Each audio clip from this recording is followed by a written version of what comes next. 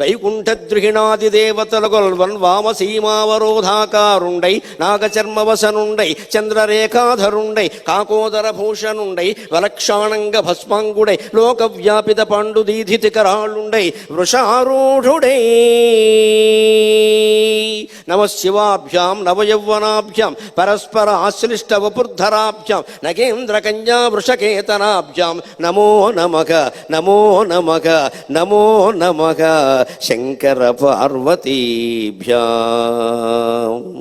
తన్మయ భావం అంటే ఇది. నేను పొంది మీకు చెబుతున్న, పారాయణ చేస్తుంటే ఇటువంటి భావానికి లోనవ్వాలి. నాకు ఇప్పుడు ఈ ప్రపంచం కనపడలేదు గుళ్ళో మార్కండేశ్వరుడు తప్ప ఈ శ్లోకం చదువుతుంటే, అయినా కనపడాలి. అంత తన్మయ భావంతో చదవాలంటే ఏకాంతంగానే ఉండాలి. ఏకాంతంగా ఉండి అలా చేయడం అలవాటు పడితే 10 మందిలో ఉన్నా అలాగే ఉంటాం. అలవాటు పడ్డాం కదా, పర్వాలేదు. 10 మందిలోకి వెళ్ళినా పర్వాలేదు. నడి బజార్లో కూడా జపం చేయగలుగుతాం. అలవాటు పడ్డాం. ఏదైనా అలవాటే.